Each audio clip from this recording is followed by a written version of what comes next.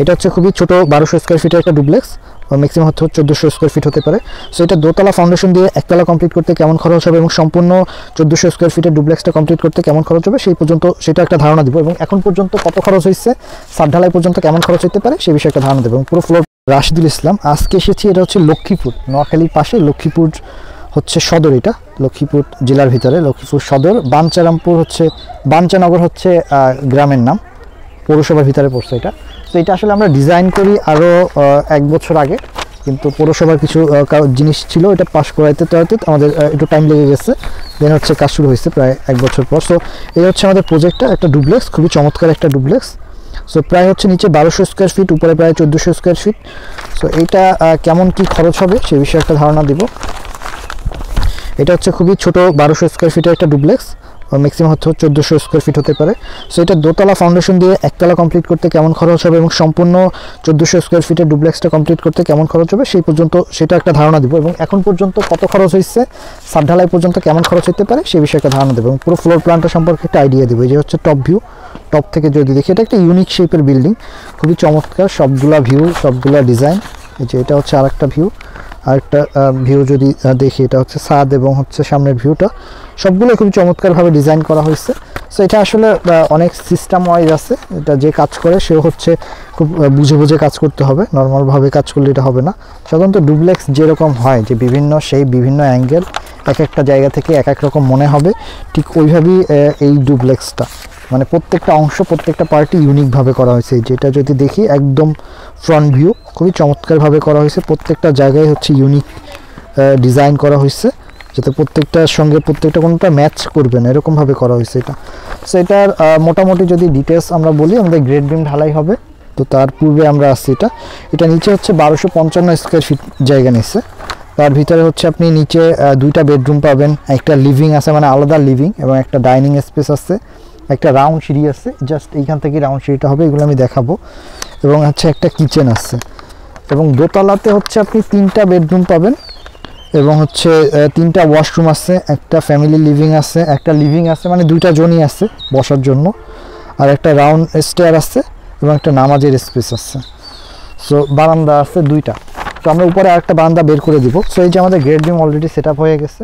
So টুকটাক কিছু problem আছে কাভারিংয়ে, সেগুলো করবে, কিছু সিস্টেম কিছু হচ্ছে এক্সট্রা আমরা হচ্ছে আমাদের ফ্লোরের সঙ্গে আমরা বের করে দিছি, ওইদিকে কিছু হচ্ছে এক্সট্রা বিম আসছে।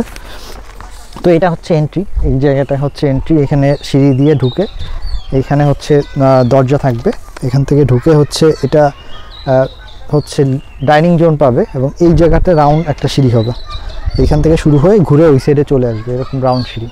এবং এই সাইডে যেটা থাকবে এটা হচ্ছে লিভিং স্পেস, লিভিং জোন এটা, এই জায়গাটা।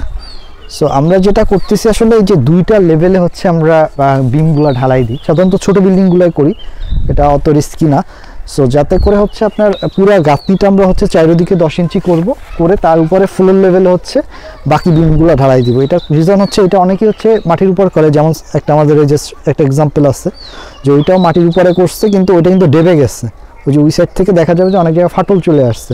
সো আমরা এটা যাতে কোনোভাবে ডেবে না যায় ওয়ালটা, এটার জন্য আমরা গ্রেড বিমটা চারিদিক থেকে, ইভেন হচ্ছে বারান্দা যেগুলো থাকে আমাদের, আমরা সেগুলো হচ্ছে চারিদিকে এই যে গ্রেড বিমের সঙ্গে কানেক্ট করে দিই, যাতে করে হচ্ছে যে এটা হচ্ছে বারান্দার অংশ, যাতে করে কোনোভাবে যাতে এটা ডেবে না যায়। এবং এখানে কিছু ডিজাইন আছে এক্সট্রা বাইরে বের হয়েছে, এই জন্য আমরা এক্সট্রা বিম করে এটার সঙ্গে কানেক্ট করে দিচ্ছি, যাতে কোনোভাবে আপনি এক্সট্রা ওয়াল করলে ওইটা মাটির উপর যাতে না করতে হয়। এবং এই কলামগুলো আমরা রেখে দিচ্ছি এই জন্য যাতে ফ্লোর লেভেলে, এই যে এখানে ফ্লোর লেভেল হবে, এখানে হচ্ছে আর একটা বিম হবে এইটা।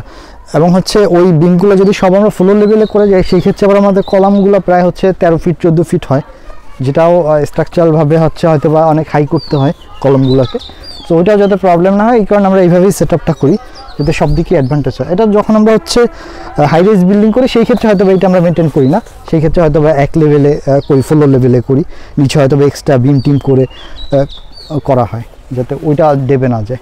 সো এইটা লো রাইজ খরচও হচ্ছে কমাতে হবে, এই জন্য হচ্ছে এই সিস্টেম ওয়াইজ করি। এবং এটা করলে আমি ক্লায়েন্টের সঙ্গে হিসাব করলাম, প্রায় হচ্ছে 90,000 টাকা ওনার সেভ হয়। আমরা যে সিস্টেমে করতেছি এই সিস্টেমে যদি করি প্রায় 90,000 টাকা ওনার কম লাগতেছে, আর ওরা যদি 1 লেভেলে করতো তাহলে হয়তো বা 90,000 টাকা বেশি লাগতো। সো এটা যদি বলি যে পিছনে এই একটা রুম হচ্ছে, এই একটা রুম আছে, দুইটা আলাদা আলাদা রুম, এবং এই রুমটা মাস্টার বেডরুম, তার সঙ্গে একটা বারান্দা আছে, উপরেও বারান্দাটা হবে, এবং এইখানে একটা ওয়াশরুম আছে, এখানে একটা কিচেন আছে, এবং এই জোনটা মাঝখানে যেটা, এটা হচ্ছে একটা বিশাল সাইজের হচ্ছে ড্রয়িং রুম, ডাইনিং পাবে। এটা হচ্ছে বড় সাইজের একটা ডাইনিং রুম পাবে, এবং এর সঙ্গে হচ্ছে একটা রাউন্ড সিঁড়ি আছে। সো এটা যদি আমি বলি যে উপরে হচ্ছে প্রায় আমাদের 1400 স্কোয়ার ফিট, 1426, এবং হচ্ছে নিচে প্রায় হচ্ছে 1255 স্কোয়ার ফিট। সো এইটা এখন পর্যন্ত যে বালি ভরাট টরাট গেট বিম ঢালাই দিবে, এই পর্যন্ত যদি আমরা হিসাব করি মোটামুটি আমাদের প্রায় হচ্ছে 8 লক্ষ টাকার মতো খরচ হয়েছে এখন পর্যন্ত। হয়তো বা এই যে খোয়া টোয়া যেগুলো আছে এগুলো হয়তো বা ধরে টরে, রড টর আছে, সিমেন্ট আছে, এগুলো হয়তো বা যেগুলো আছে এখন এক্সট্রা, এগুলো হয়তো বা ধরলে হয়তো বা 10 লাখ টাকা এই পর্যন্ত খরচ হয়েছে। এখন আমরা যদি একতলা ছাদ ঢালাই দিই, সেই ক্ষেত্রে হয়তো আমাদের প্রায় 15 বা 16 লক্ষ টাকার মতো খরচ হবে পুরোটা ছাদ ঢালাই দিলে, একতলা ছাদ ঢালাই। এবং হচ্ছে পুরোটা যদি কমপ্লিট করি গাঁথনি টাতনি মিলিয়ে 1226 স্কোয়ার ফিটের বাড়িটা, সেই ক্ষেত্রে প্রায় হচ্ছে হয়তো বা 35 লক্ষ টাকার মতো খরচ হবে। আমি সবগুলো ভাঙায় ভাঙায় বলতেছি। এখন যদি কেউ বলেন যে এই বাড়ি করতে 8 লক্ষ টাকা খরচ হবে, তখন তো একটা সমস্যা। আমি কোনটা 8 লক্ষ টাকা বলছি আর কোনটা হচ্ছে 15 বলছি আর কোনটা 35 বলছি, এটা একটু বুঝতে হবে। এটা আমাদের অনেকেই আসলে উল্টোপাল্টা এই ধরনের কোশ্চেন করেন। যে আমি বলতেছি ভাই গ্রেড বিম পর্যন্ত 5 লক্ষ টাকা খরচ হয়েছে, মানে আমরা বলতেছি এইবারই আপনি 5 লক্ষ টাকায় করে দিতে পারবেন, মানে এটা হচ্ছে অবাস্তব প্রশ্ন আর কি।